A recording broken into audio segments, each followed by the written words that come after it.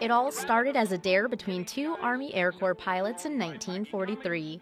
Flight instructor Major Joe Duckworth flew a propeller-driven single-engine T-6 Texan trainer into the eye of a hurricane. He made it out alive, then flew back in a second time, carrying a weather officer along. It was the beginning of how the Air Force collects hurricane data today. In 1944, the 3rd Weather Reconnaissance Squadron became the first official group of hurricane hunters. They flew WB-25D Mitchells through the 1944 Great Atlantic Hurricane, reporting data back to the National Hurricane Center. The Mitchells bomb bays were modified to carry extra fuel tanks instead of munitions. These tanks allowed for longer flights.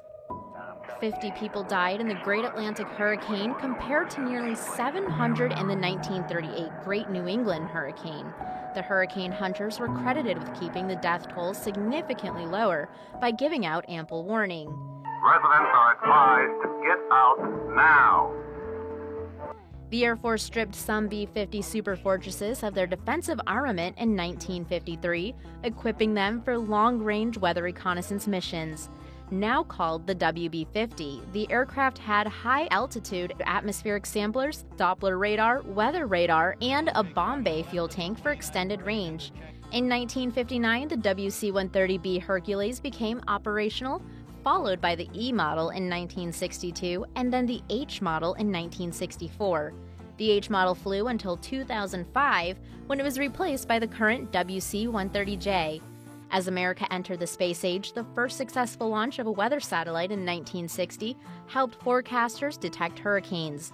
Satellites still play a big role in forecasting hurricanes, but they don't provide the information needed to predict hurricane development and movement.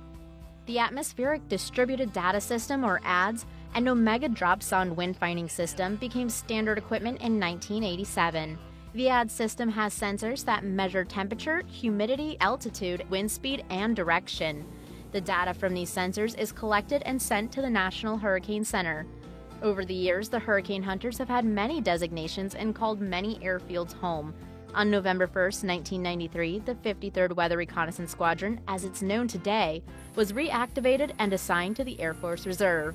In 2007, the stepped frequency microwave radiometer was added to the hurricane hunters' arsenal of technology to continuously measure surface winds and rainfall rates below the aircraft. The mission of the hurricane hunters makes it possible to give advance warning of hurricanes, increasing the accuracy of storm predictions.